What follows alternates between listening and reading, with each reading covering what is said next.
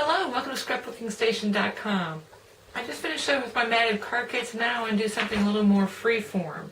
So we're going to take some pattern paper and distress it, and then play with patterns and enamels and fragments and stick that on to create a panel, either for a card or for your scrapbook pages. Anyway, I'm going to put the camera over my shoulder. Actually, I'm going to take you over to the kitchen. We're going to distress some paper, and then we'll be back here to do all the embossing. Hello again. I'm actually in my kitchen waiting for my bread to rise, making dinner, and distressing paper. So I got this vintage pattern. Of course, you can always buy distressed paper. And so, actually, let me start with the fresh one. So I've got a panel, and I'm going to totally destroy this panel. I'm going to put the camera over my shoulder and show you what else is going on. Okay, so this is the wadded up panel that I had. And you just want to keep on wadding it up, whether you're cooking dinner or watching TV. The more worn this is, the better. Now this is a pattern paper from Stampin' Up, so it's a little stronger. And the other thing I'm going to do besides crumpling it is sanding it. So I've got a sanding block. This was actually available some time ago, but really any kind of sandpaper will do. And you can see where I'm getting the distress lines.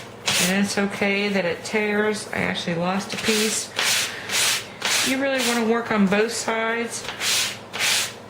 And you can actually feel it getting more supple. So the more you work on this, the better. And so I will continue with that. Let me pull this one because this one has been treated quite a bit. And you can see the cracks and the crannies. If you want to tear it, now would be a good time. It's actually easier to tear once you've done everything.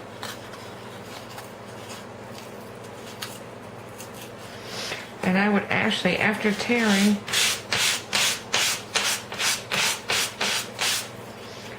oh, and that's great. That's what you want. You want pieces like that actually falling off. So anyway, as there's, or pieces like that.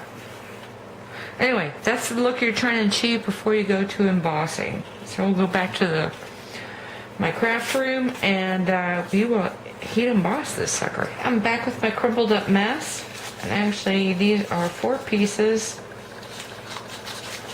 that I've really just torn apart. So before I throw any kind of metallic on here, I am gonna add just a little more grunge, and I'm gonna do that with my basic gray stamp pad. So I've opened all these up. I want to make a couple extra. And I've got anything that I've torn off as well, because you never know. And you don't want to flatten it too much. And you're just going to do something like that. And you can use the brown, actually any of the neutrals works well for this. You just want to add a little bit of, I guess, dirt. And if you want to do the edges more, do something like so. I mean, just come around with your stamp pad and do something like this on all your pieces.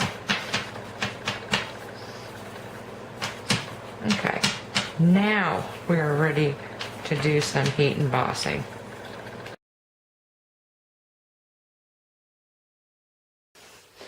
Alrighty, I'm not sure how all this is going to work, but I've got several, I don't even know what you call them anymore, they're so grunged out. Anyway, very distressed pattern paper, and I'm going to start with the one. I know I'm going to need my Versamark. I've got a couple, this is from the Encrusted Jewel kit, and I think it's the red. Let me see if I can get a name. I don't know. But anyway, I'm only using the embossing, pattern embossing enamel. So I've got those 2 things. I've also taken out my heat and stick pattern from Stampin' Up! And this chunky It's not microfine, but it's embossing enamel antique gold glaze. So I think I'm going to use that somewhere in here also. So this is really going to be trial and error, but I know when I Versamark, I'm going to want to do some on my wax paper, and then when I sprinkle, I've got several pieces of scrap paper as I change my color so that I can take the leftovers and put it back in the vial. So let's go.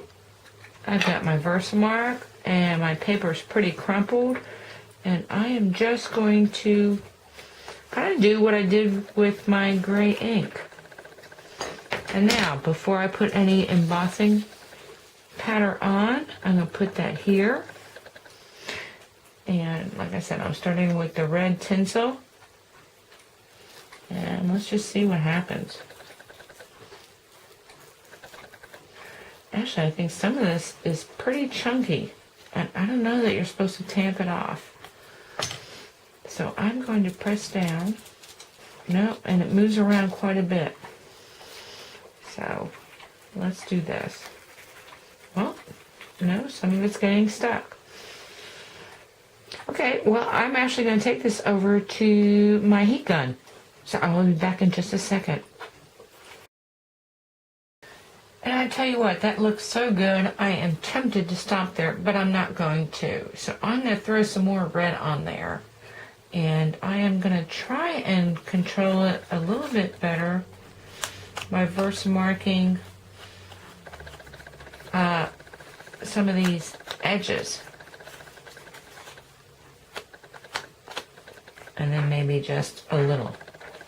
And let's see what happens, because this, actually what I'm using now is the red tinsel embossing powder. And once again, I'm going to put it on here, and you can see where these dried. So I'm okay with that. They're not going to come off.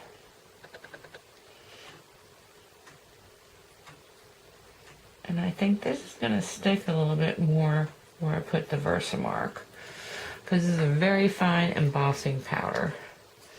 Oh, actually, I'll need to leave that open so I can save that.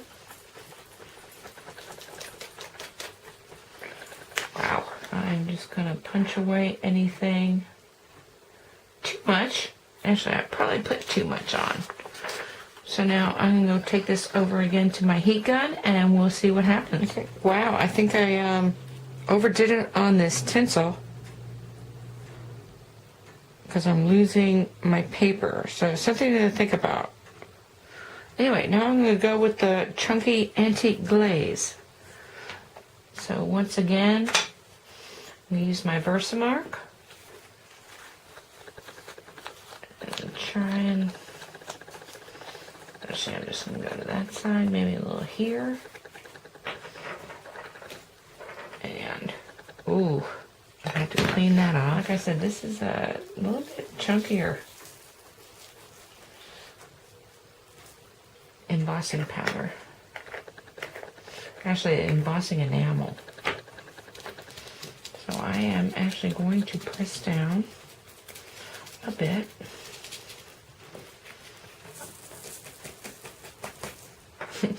Okay, let's see what happens with this.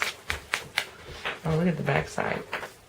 Anyway, I'll be back in a second. Okay, lastly, I've got some flakes to attach. And originally, I was going to Versamark, use some heat and stick powder and do that. But I think this antique gold enamel is going to be enough if I remelt it to have it stick. So I've got a tweezer handy, because I want to be really careful. Now these are actually like little mica flakes, and they will blow off, and so you always want to heat from the bottom. And again, this is part of the encrusted jewels kit. So I am going to manipulate a little bit, moving them around, heat it up, and I will show you the finished product. I took that photograph because as I laid my little fragments of this burgundy color chips down, I realized that probably my gold was not going to melt in all the places. And so I sprinkled some of that powder And the nice thing about that also is you can see when the powder melts a lot easier when you can see some of these other things. Anyway, this is like everything kit and caboodle. What a look. Anyway, I am actually going to create a card kit. And if you view that card kit, you're going to see which of these I chose to use. Anyway, I can't wait to do a big old panel in my scrapbook. As always, thank you for watching. Hope you took something away with you that you can use in your own scrapbooking and paper crafts.